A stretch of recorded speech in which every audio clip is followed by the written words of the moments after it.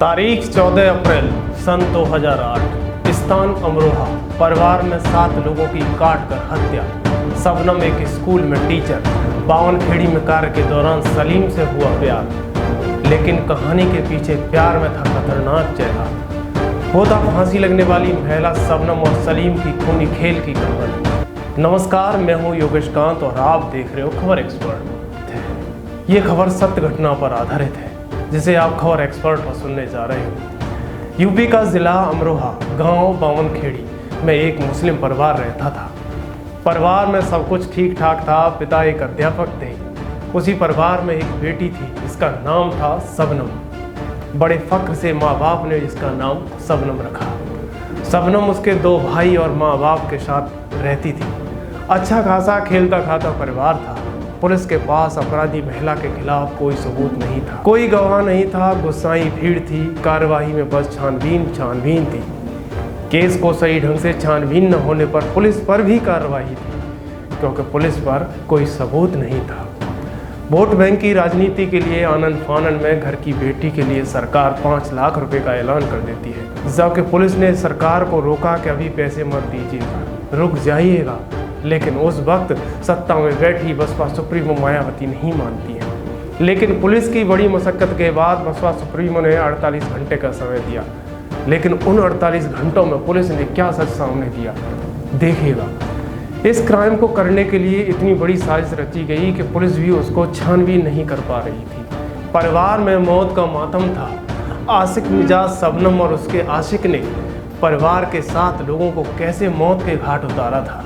दिल दहलाने वाली घटना थी। गलियों में मातम था, शोर शराबा था, चारों तरफ पुलिस के खिलाफ नारेबाजी थी। इस घटना को विस्तार से बताते हैं कि क्या हुआ था इस कहानी शुरू होती है। शबनम एक स्कूल में पढ़ाने जाती है। उसी दौरान 5वीं पास सलीम से प्यार हो गया था। लेकिन जब रिश्ते की जानकारी घर वालों को हुई तो उन्होंने इस पर एतराज़ जताया और परिजन शबनम और सलीम के रिश्ते के खिलाफ हो गए। लेकिन प्यार में दोनों की आंखें बंद थी। अपने प्यार को परवाना चढ़ाते गए, कुछ नहीं देख रहे थे। फिर दोनों ने कोशिश की कि घर वाले शायद उनके रिश्ते को मान लें, लेकिन ऐसा नहीं हुआ। उसी दौरान 14 अप्रैल 2000 की एक रात आती है। ये वो रात थी न सिर्फ अमरोहा वालों के लिए बल्कि बावनखेड़ी गांव के लोगों के लिए एक बड़ी घटना दिखाई देती है। 14 अप्रैल 2008 की रात को शबनम का पड़ोसी अचानक पुलिस को कॉल करता है।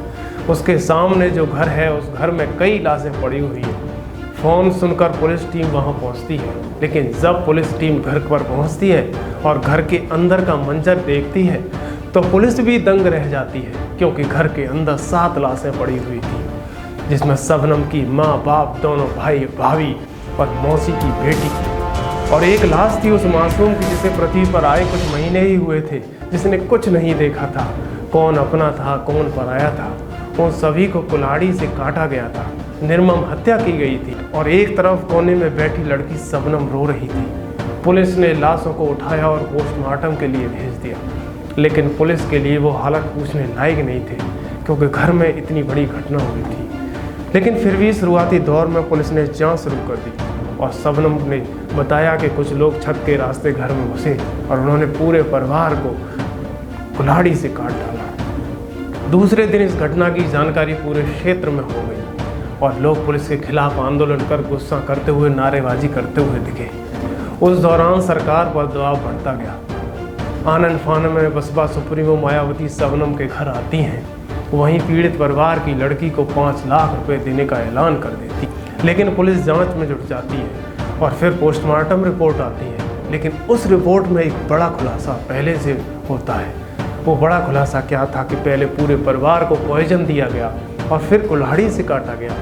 यहीं पुलिस के कान खड़े हो जाते हैं, क्योंकि चोर घर में आएगा तो जहर नहीं खिलाए, वो उनको सीधा काट सकता है। लेकिन जहर देके जब काटा गया। लेकिन पुलिस ने यहीं से कड़ी छानबीन शुरू कर दी, क्योंकि शबनम के घर के बाहर गेट लोहे का था जिसे कोई तोड़ नहीं सकता था और खोल भी नहीं सकता था। शबनम के पड़ोसी ने भी बताया था कि गेट बंद था। पुलिस छानबीन शुरू कर देती है और पुलिस ने इस घटना के दौरान बताया कि छत जमीन से तकरीबन 14 फीट ऊंची है।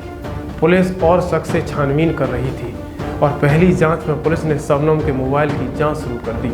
और कॉल डेट निकालना शुरू कर दिया। तो पुलिस को कॉल डिटेल से पता चला कि शबनम ने 14 अप्रैल को 55 कॉल सलीम के लिए किए थे और कत्ल वाले दिन कत्ल होने के 5 मिनट बाद भी 2 कॉल की गई थी और पुलिस ने सलीम को उठा लिया और पुलिस छानबीन शुरू कर दी।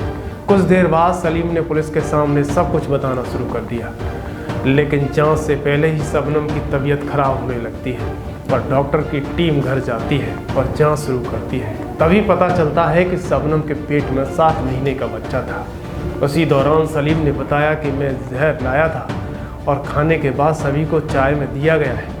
जहर दिया गया, फिर उसके बाद 7 साल के मासूम को पहले गला घुटा गया, फिर सबको कुल्हाड़ी से काटा गया। काटने के बाद शबनम सलीम को घर से बाहर निकाल देती। सलीम के बयान के बाद बचने का कोई रास्ता नहीं था। दोनों का आमना सामना होता है तो दोनों अपना जुर्म कबूल कर लेते हैं। फिर ये मामला कोर्ट में चला जाता है, जहां अब शबनम और सलीम को फांसी की सज़ा मिलती है। अब आप खुद सोचिएगा कि ऐसे लोगों को फांसी नहीं तो क्या होना चाहिए। ये थी पूरी कहानी उस दरिंदी महिला की जिसने पूरे परिवार को कुल्हाड़ी से कटते हुए अपनी आंखों के सामने देखा। ये आज़ाद भारत के बाद भारत की वो पहली महिला होगी जिसे फांसी लगने का आदेश पारित हुआ है। जब तक देखते रहिए खबर एक्सपर्ट और आप अपने चैनल खबर एक्सपर्ट को सब्सक्राइब करना ना भूलें। धन्यवाद।